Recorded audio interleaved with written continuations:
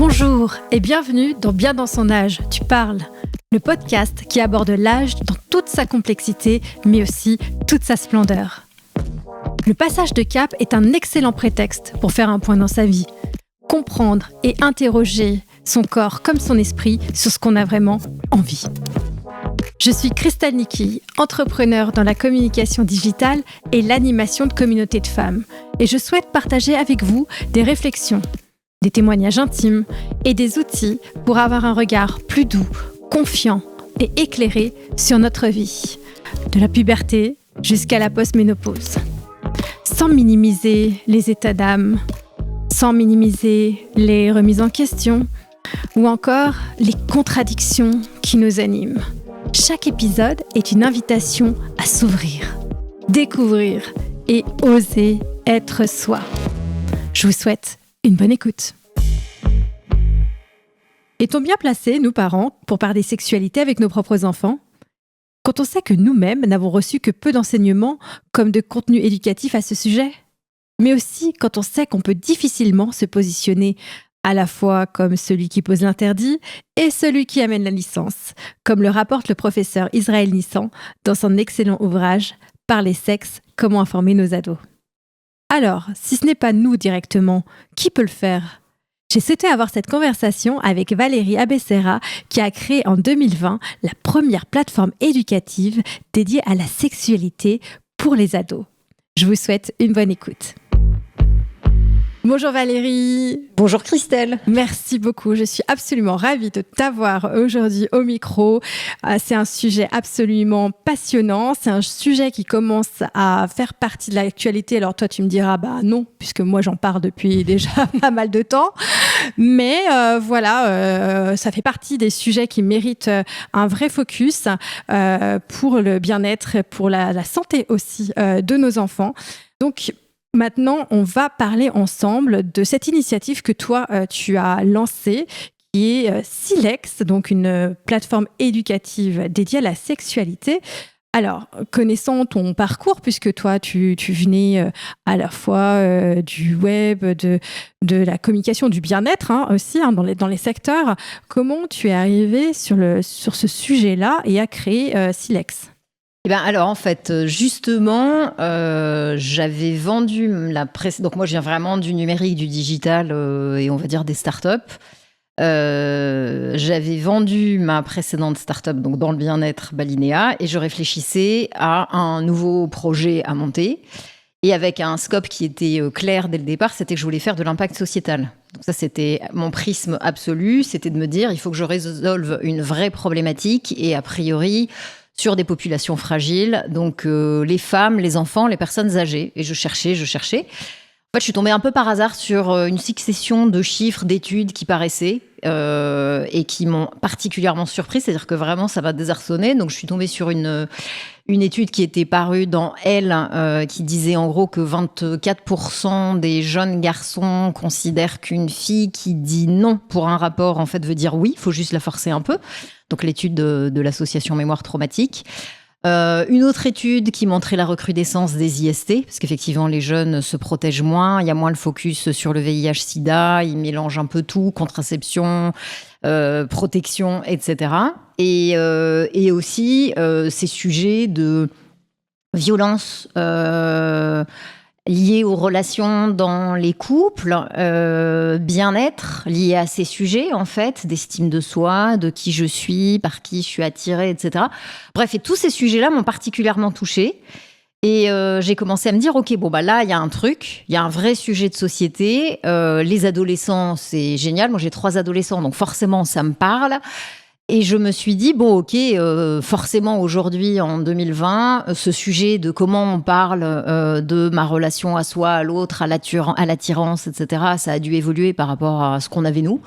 Et donc, j'ai regardé un peu ce qui se faisait sur le web. Donc là, j'ai repris ma casquette entrepreneur digital et j'ai été très surprise, en fait, de voir que il n'y avait rien de particulièrement dingue sur le sujet. Il y a des sites institutionnels qui sont bien faits, mais pas dans les codes des jeunes et pas dans la manière dont ils ont envie de s'informer. Il y a plein de super bouquins Donc ça, on pourra en reparler. Mais tous les ados, alors moi, je cible vraiment les adolescents, hein, pas les enfants plus jeunes.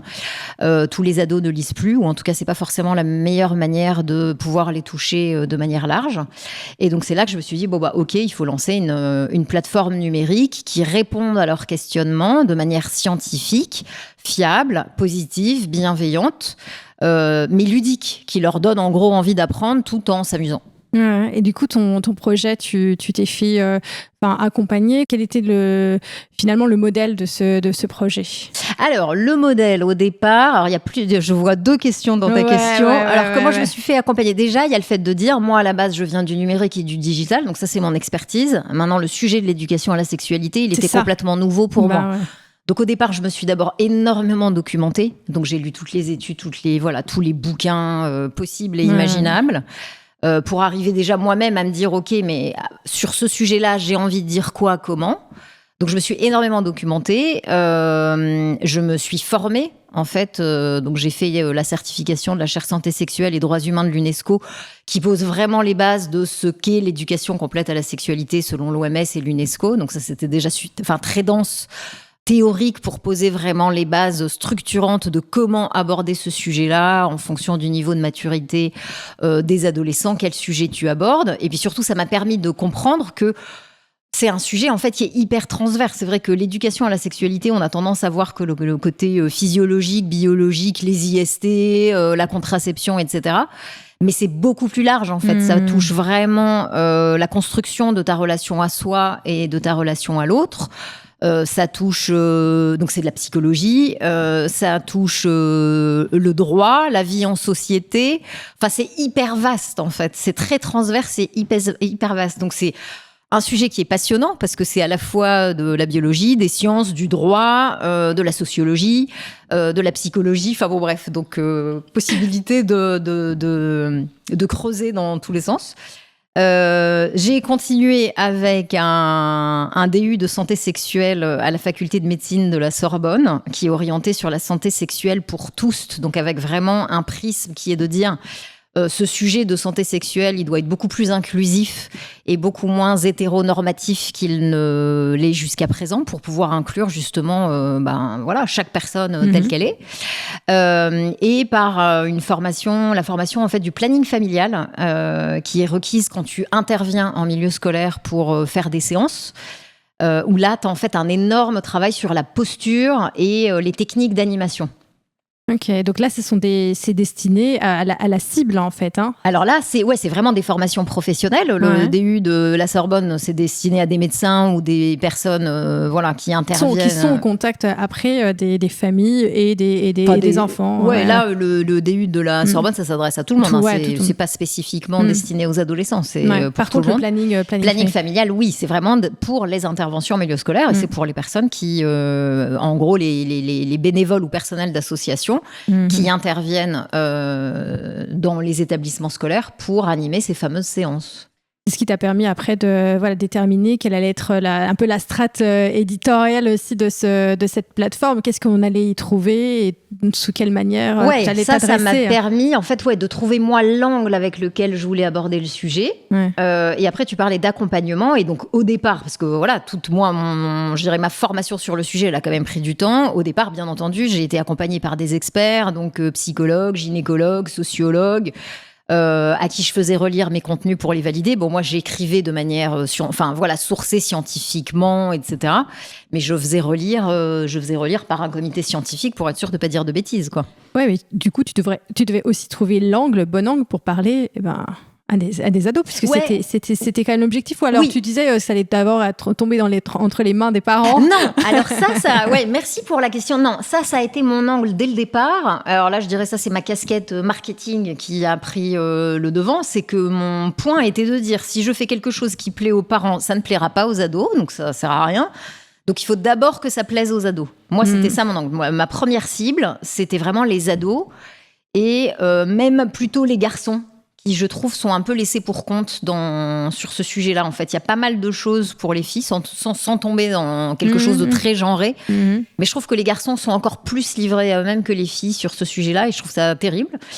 Et donc, en fait, les premiers contenus, donc je l'ai validé scientifiquement, et deux, via la page Instagram, le compte Instagram de Silex, j'amenais du trafic sur la landing page sur laquelle je mettais les premiers contenus, donc du trafic ado, et je regardais combien de temps il passait, s'il cliquait, je mettais un petit questionnaire de satisfaction, est-ce que ça t'a plu ou pas, et de manière itérative, j'ai énormément fait évoluer les contenus pour que ça plaise d'abord aux ados. C'était ça vraiment mon scope, c'était de dire il faut que ça plaise aux ados, si ça plaît pas aux ados, ça sert à rien.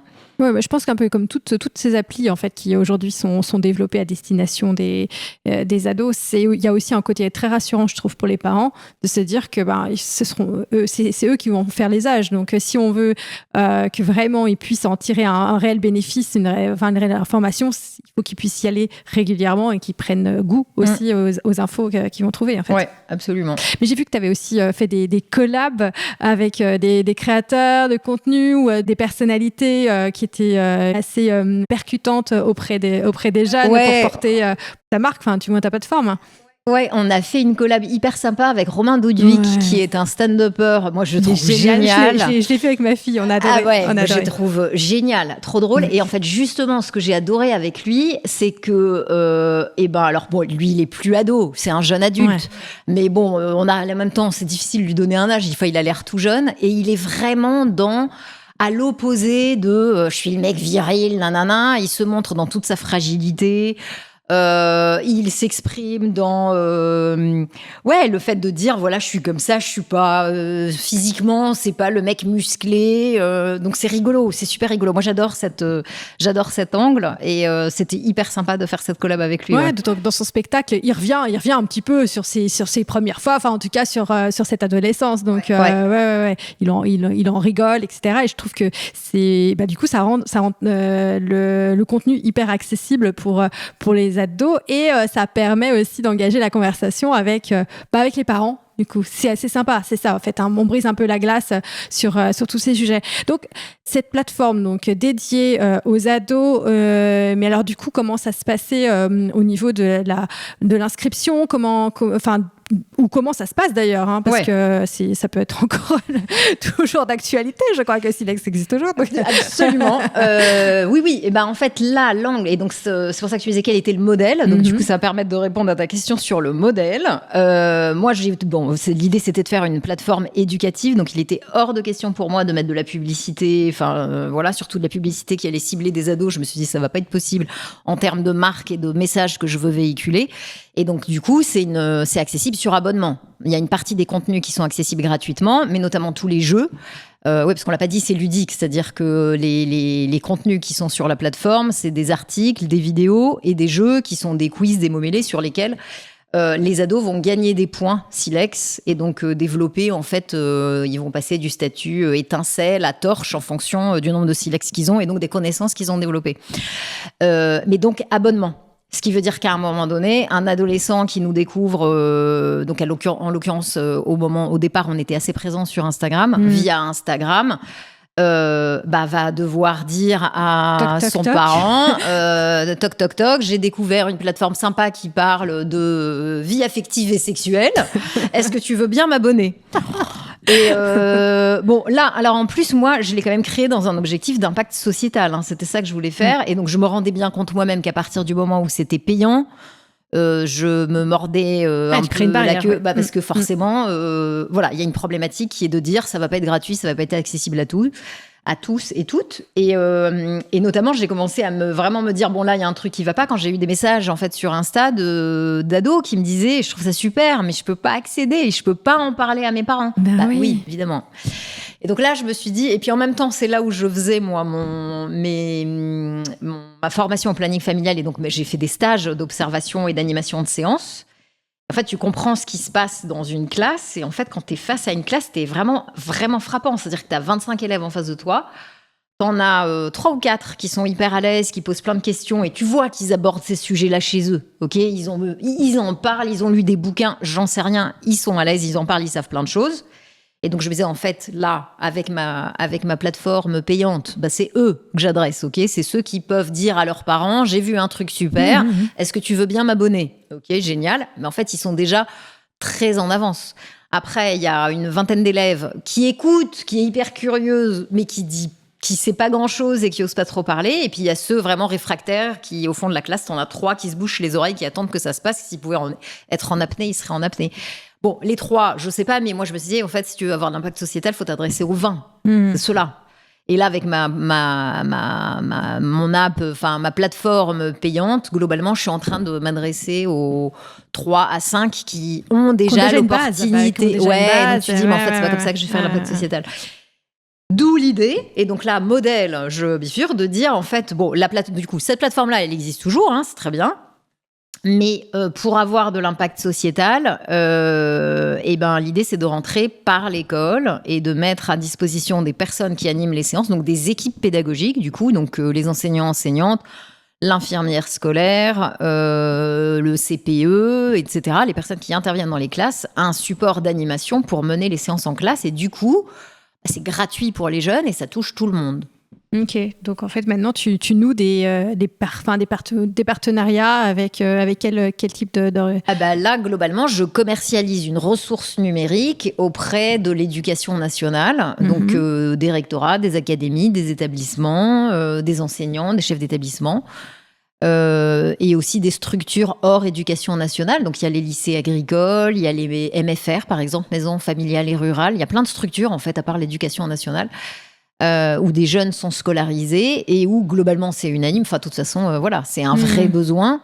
Et il y a un vrai besoin, d'aborder ces sujets-là avec les jeunes, et un vrai besoin de ressources, en fait, de support qui vient faire médiation et qui permet d'animer la séance et d'engager les élèves et de leur, du coup, transmettre les connaissances et les aider à développer les compétences associées.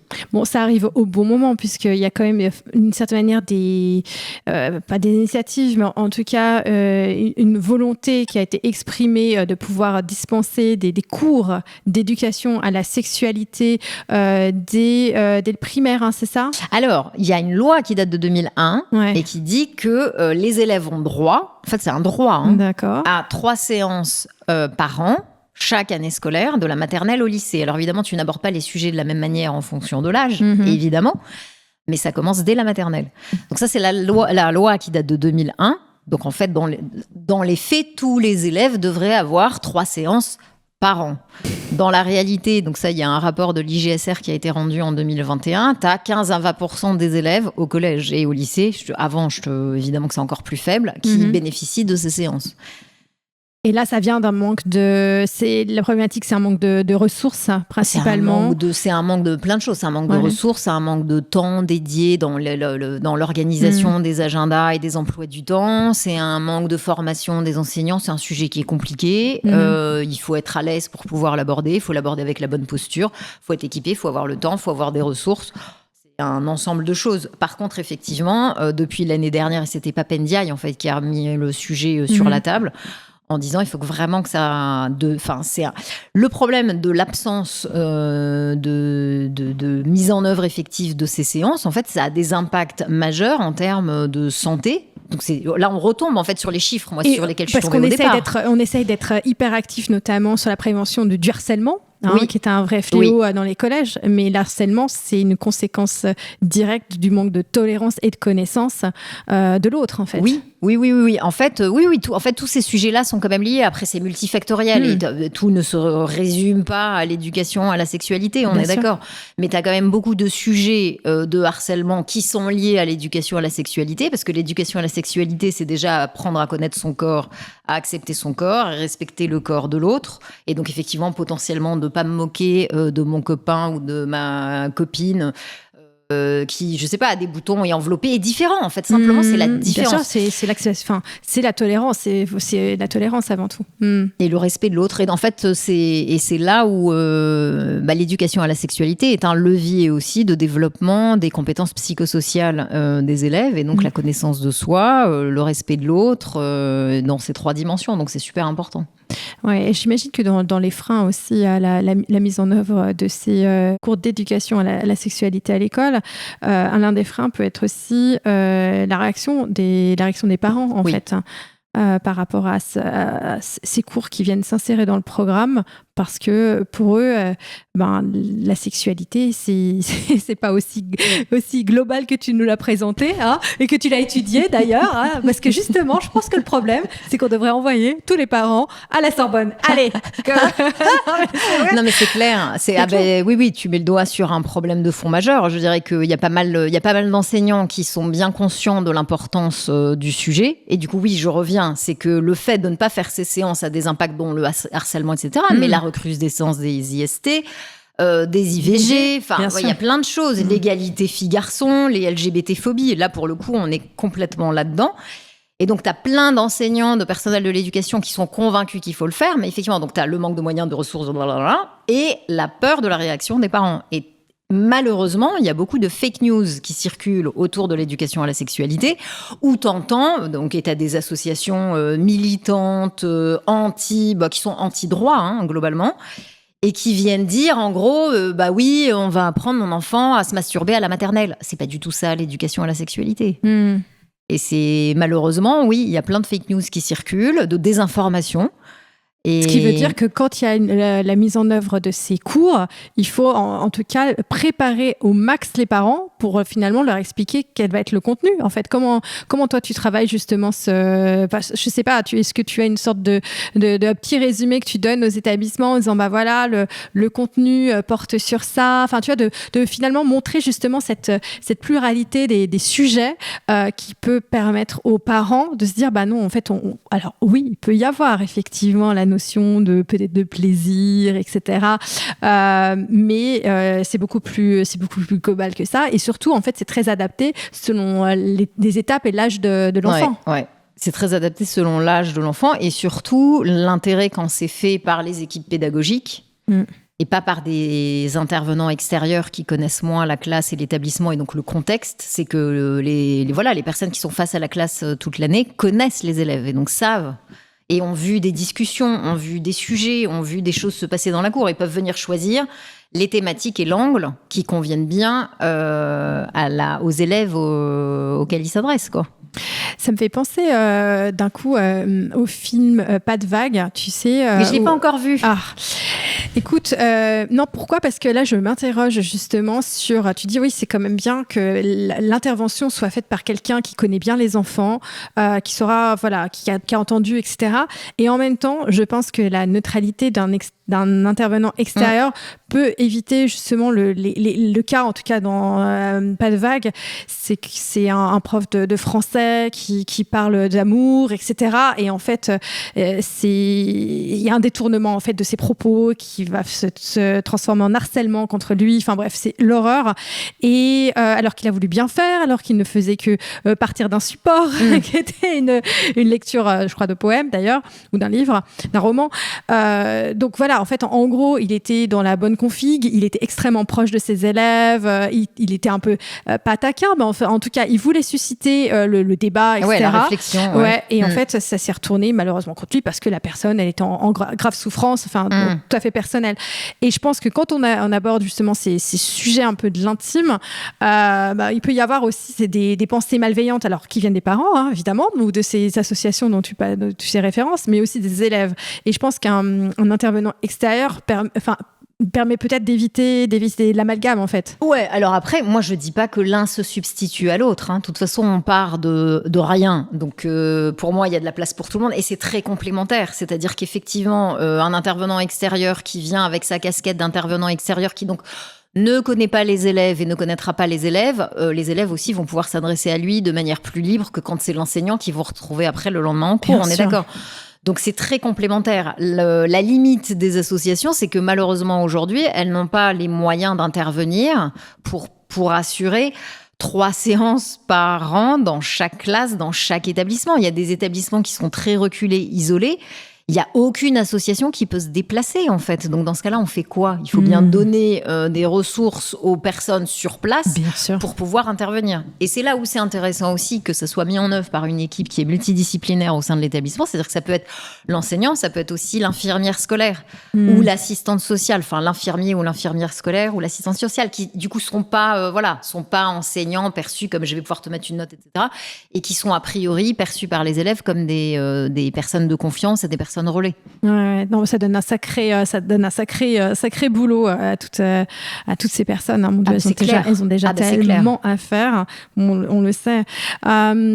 Tu parlais donc de cours qui débutaient dès la maternelle. Je pense qu'effectivement, c'est important quand il s'agit de sujet de la sexualité, de pouvoir, ou de l'intimité, de pouvoir l'aborder le plus tôt possible, parce que c'est vrai que si on vient de bout en blanc au moment de l'adolescence, forcément, on a un adolescent qui n'est pas forcément toujours prêt à écouter, il n'a pas forcément envie, et puis en effet c'est vraiment son jardin intime, alors qu'avec une population beaucoup plus jeune qui est dans cette démarche d'apprentissage et de partage, ça sera peut-être plus facile de commencer à semer des petites graines sur le sujet.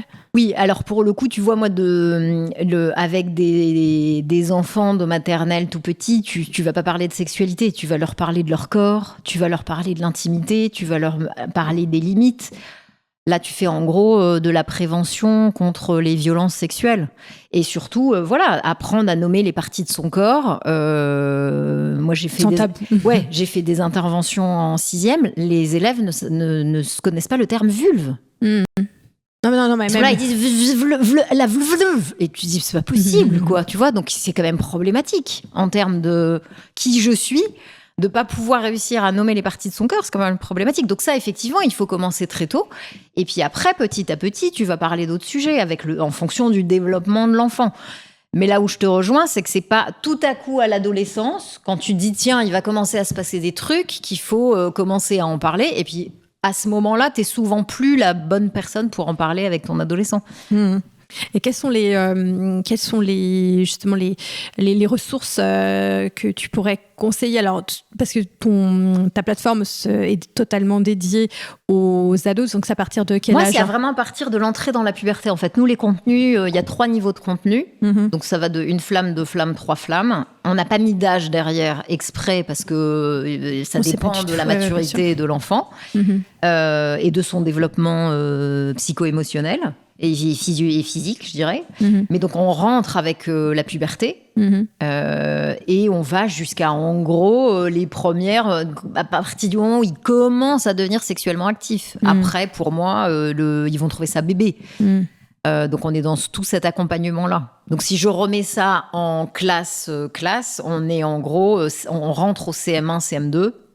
Et on va jusqu'à la première terminale, en fonction de la maturité des élèves, mais plutôt seconde, quoi. D'accord. Et pour les enfants et donc pour les, on va dire petits, pour moi, il y a plein de bouquins qui sont super. Il y a notamment le bouquin de Charline Vermont, qui est super, qui tient le compte Orgasme et moi. Donc pour le coup de sexualité destinée aux adultes, mais qui a fait un bouquin qui est super pour parler de ces sujets-là avec ses enfants, donc soit pour en parler avec eux, soit pour le laisser poser et qu'ils le lisent, qui est super bien fait, qui rentre par en gros les questions que les enfants peuvent se poser et qui donne aussi des consignes en fait sur comment l'aborder en tant que parent si tu veux l'aborder avec tes enfants.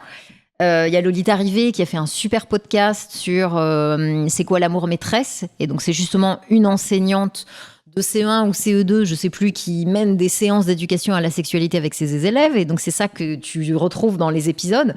Et c'est super intéressant parce que tu vois la manière dont elle aborde les sujets, la manière dont les élèves posent les questions, comment ils progressent. Enfin, c'est génial, quoi. C'est vraiment super intéressant. Une ressource à partager auprès de parents, mais aussi d'autres enseignants pour en effet pour qui voudrait aborder le sujet dans ses cours. Ouais. Et tu as aussi les petits illustrés de l'intimité. Tu en as 3 ou 4 qui sont bien faits, qui sont là à la limite encore pour des plus petits parce que tu as moins à lire. C'est vraiment très illustré, c'est des super jolies illustrations. Ok. Alors moi, ce que je remarque, c'est que pour les adultes et les jeunes adultes, notamment, parce que je trouve qu'ils sont maintenant beaucoup plus actifs sur ces sujets, en effet, il y a beaucoup de comptes Instagram. Je trouve qu'il y a beaucoup de comptes Instagram alors qui émanent soit de sexologues, thérapeutes ou même des marques en fait, des marques actives. Je trouve que maintenant les contenus ils sont vraiment très éducatifs. Après il y a aussi, comme tu disais, un peu justement on va y venir un peu le distinguo femmes et hommes, enfin garçons et filles. C'est vrai que du fait de notre de la transformation de notre corps et toutes les étapes qu'on traverse, on se rend compte que la santé féminine c'est un vrai sujet et qu'enfin il faut maintenant l'investir avec beaucoup de contenu, parfois de produits pour prendre soin de notre zone intime qui peut être en souffrance. Donc je pense qu'il y a énormément de contenu et c'est vrai que j'en ai discuté avec une marque de soins intimes qui me disait que la sexualité elle est souvent abordée par les femmes. Elles sont beaucoup plus proactives que les hommes, en fait. Les hommes, pourtant, on a tellement l'impression qu'ils ne pensent qu'à ça. Ils ne parlent que de ça depuis l'adolescence. Alors, c'est beaucoup d'on-dit, beaucoup d'apparence, en fait, pour un peu impressionner sans doute les autres. Mais que dans le fond, il parle assez peu d'intimité. Ça va pas forcément dans les ressentis, forcément dans la connaissance. Et c'est peut-être ce qui manque beaucoup, effectivement, comme tu le soulevais. C'est que les filles vont être peut-être plus proactives, elles auront peut-être beaucoup plus d'accompagnement maintenant versus les hommes. Et je le vois aussi au terme de podcasts autour de la sexualité. Sont souvent les femmes qui posent les questions, en fait. Et même en recherchant des podcasts autour de la sexualité, sont souvent animés par des femmes également. Où sont les hommes ? Il y a quand même des initiatives portées par des hommes. Alors là, je ne vais pas avoir les noms qui vont me venir en tête, mais si, tu as quand même aussi des initiatives portées par des hommes, soit en podcast, soit en compte Insta, qui sont bien faits aussi. Alors, il y en a moins. Ce qu'on peut faire, c'est que si tu les remets, on les mettra en ref. Ouais. Je pense que ça peut être super intéressant parce que, alors, je dirais qu'aujourd'hui, tout ce qui va être, tu vois, un peu plus. Là, on est en train de parler de contenu. On est en train de vraiment parler de contenu. Après, quand il s'agit tu vois, d'érotisme et tout ça, là, c'est bon pour les hommes. Il y a du contenu, mais là, on parle vraiment de l'éducation. Donc, je suis très intéressée que tu puisses, qu'on puisse après le partager en légende sur les posts qui seront publiés sur le podcast. Mais je pense qu'en fait, peut-être la racine en fait de tout ça, c'est que alors tout dépend, mais quand on est maman, toi t'es maman de garçon, moi je suis maman d'une fille, c'est vrai que on commence déjà à parler de cette intimité dès la puberté, parce qu'il se passe des choses fondamentalement différentes. L'arrivée des règles versus une transformation physique qui est peut-être plus évolutive, plus lente en fait chez un garçon versus quelque chose qui est complètement brutal, qui est l'arrivée des règles, etc. Et donc c'est vrai que du coup on investit différemment ce sujet. Et puis après, vient aussi la contraception, qui est malheureusement une affaire de femmes encore. Ah bah oui, mais non, les choses doivent changer. Bien sûr, les choses doivent changer. Mais ça, c'est encore une question. C'est que, est-ce qu'on l'aborde forcément avec son garçon ? Bah oui, il faut que les choses changent. Bien sûr qu'il faut les changer. Bah oui, ça fait partie justement des... mais jusqu'à présent, ça fait partie un peu de la charge mentale des femmes, en fait. Des jeunes filles, d'ailleurs, des très jeunes filles. Donc, ce qui est à la fois intéressant, c'est que ce sont des occasions d'engager la conversation et en même temps, on doit aussi laisser une forme d'autonomie à son adolescent dans cette découverte et dans son chemin. On avait une discussion juste avant l'enregistrement par rapport à un peu à un sort de parcours santé en fait, qui pourrait accompagner la jeune fille où elle a ses règles, où elle voit son corps se transformer. Allez, on va lui prendre rendez-vous chez le gynéco. Tu me dis non, c'est pas systématique. Moi, ce que je voulais juste te dire, c'est que ce que je voulais juste rappeler, c'est qu'en fait, quand une jeune fille de façon tout à fait autonome, donc a besoin besoin soit de consulter pour différentes raisons. Ça peut être en effet pour une contraception ou bien des questions, parce qu'elle n'a pas un environnement propice à la discussion à la maison. Elle peut aller maintenant ce qu'on appelle les centres de santé sexuelle, c'est ça, planning familial, ou alors s'adresser alors des gynécologues féminins. Alors nous on avait justement, c'est ce qu'on disait, on n'avait pas forcément des très bons souvenirs de nos premières expériences. Donc c'est pas forcément gagné de trouver l'écoute et puis une connexion avec son gynécologue. Puis là on dit t'as qu'à, c'est pas grave, tu peux chercher, etc. C'est ce qu'on dit souvent aux femmes enceintes, c'est que oui, c'est important de trouver le bon gynécologue, mais t'en as pas non plus pléthore sous la main. Et quand t'es en plus ado, tu vas pas aller sonner tous les pas de porte, surtout en plus si t'es en province, donc tu vas pas en trouver du tout même. Par contre, l'option c'est la sage-femme. Ça fait partie aussi de un peu il y a l'option donc centre de santé sexuelle et les associations. Voilà, ça c'est quelque chose. Je trouve que c'est des ressources importantes à faire connaître aux jeunes. Si à un moment donné ils ressentent le besoin. C'est clair. De pouvoir consulter. Et ce qui est important de savoir, c'est que depuis 2021 et avant les 25 ans de la jeune fille, la contraception est gratuite. La consultation peut se faire de manière confidentielle et sans besoin de se dévêtir.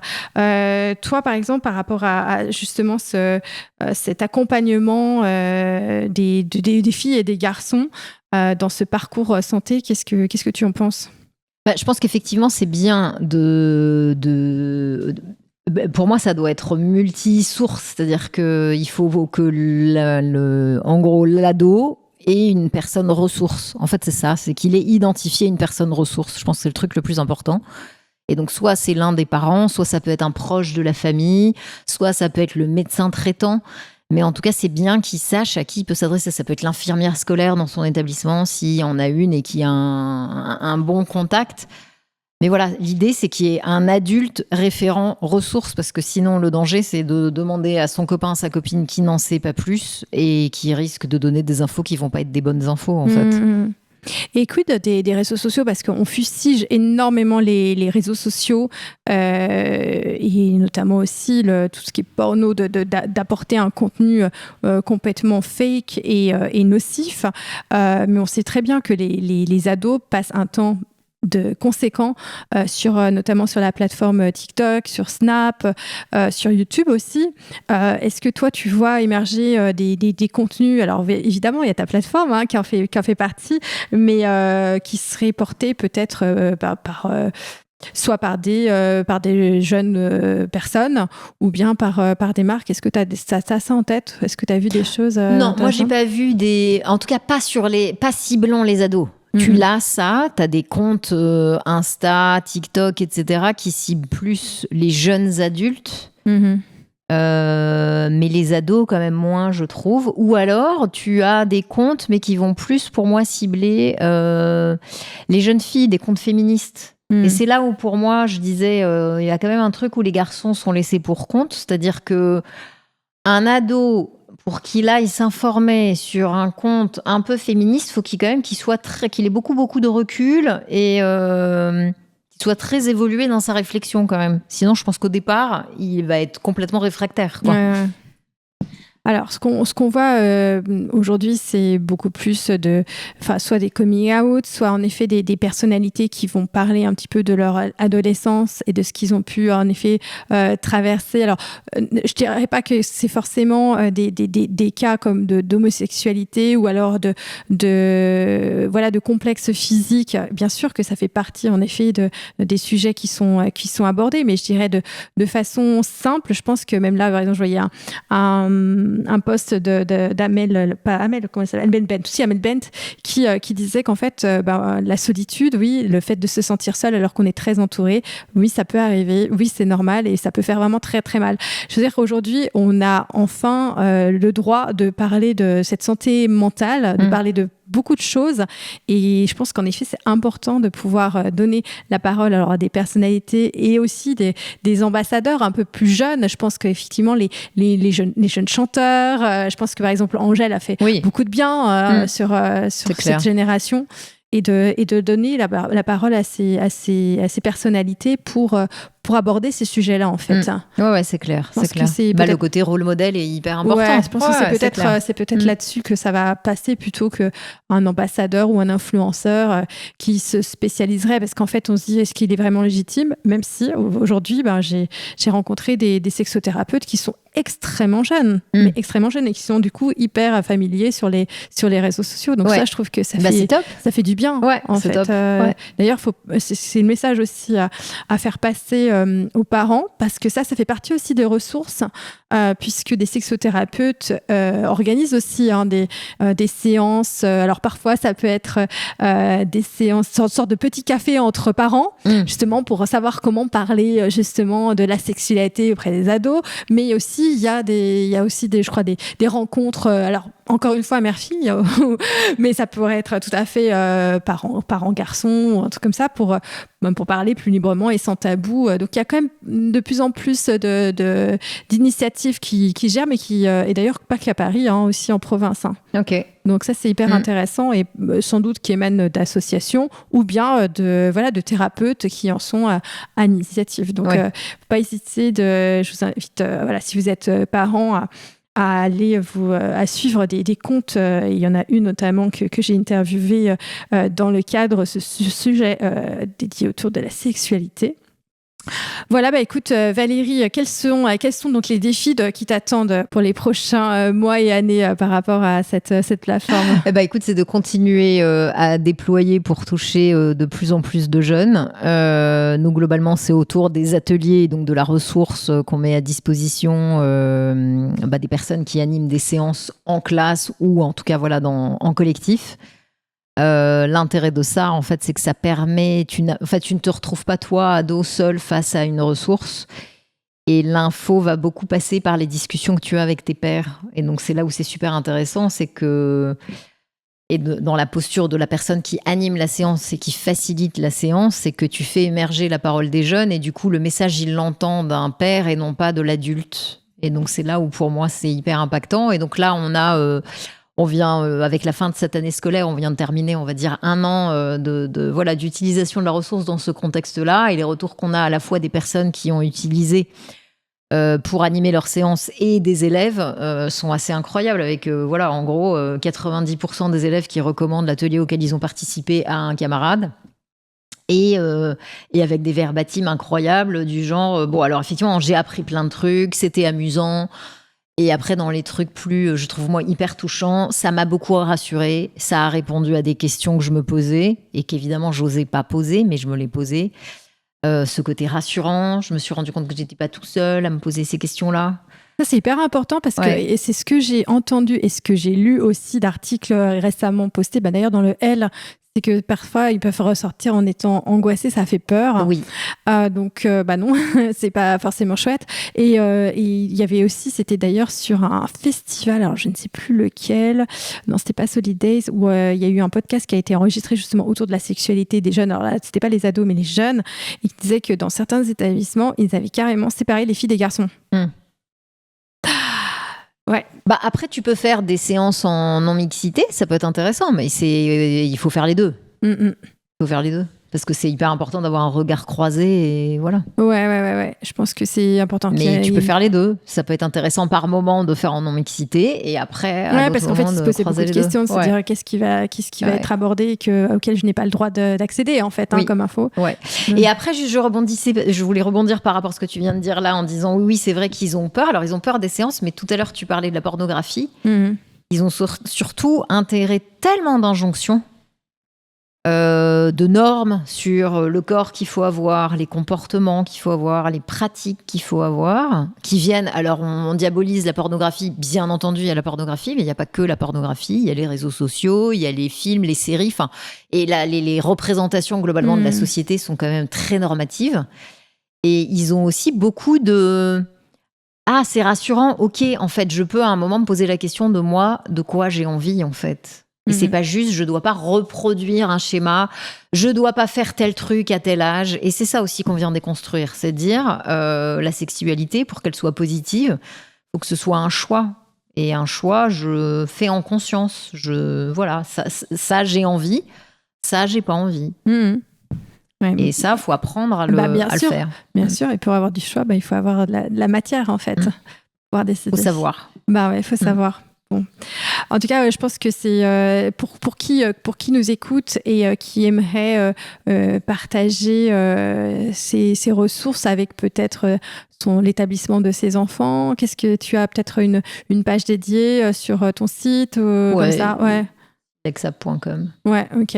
/pro. Voilà, faut pas. Voilà, et c'est la page. Ne pas hésiter à envoyer pendant l'été, pendant qu'ils bosseront sur le programme à venir, passer toutes les épreuves du bac, passer Parcoursup, etc. Mais oui, parce que voilà, on sait bien qu'on est dans la période de rush et souvent de période de rush. Mais là, vous allez écouter cet épisode principalement cet été, donc ça va faire nous permettre de prendre quelques références dans ce podcast pour aborder le sujet de la sexualité auprès des ados et auprès des équipes enseignantes par ailleurs. Merci beaucoup Valérie. Donc tu peux juste me rappeler où est-ce qu'on peut trouver les infos sur le web avec donc silex.com. Ouais. Alors Silex SYLEX silexap a2p.com. Ah oui. Oui, c'est plus compliqué que juste Silex. Ah voilà. Ensuite présent sur Insta. Ouais. Et on est moins présent sur Insta, mais ouais. Bon, y a moins actif, on va dire. Vous êtes moins actif. Bon, de toute façon, vous êtes maintenant très actif sur d'autres volets. Ok, et puis sinon, on peut te suivre évidemment sur LinkedIn. Absolument. Voilà. Merci beaucoup. J'espère que vous avez aimé cet épisode. N'hésitez pas à nous envoyer éventuellement vos questions, vos réactions. On sera ravis de les écouter, de les lire et à très bientôt pour d'autres discussions. J'espère que cet épisode vous aura plu. N'hésitez pas à laisser une note ou un commentaire, ou encore à partager l'épisode à un ou une proche. Vous pouvez trouver d'autres sources d'inspiration et d'informations sur les comptes Instagram et TikTok @bien dans son âge, où je vous attends pour des échanges et des confessions si le cœur vous en dit. Je vous dis à très bientôt.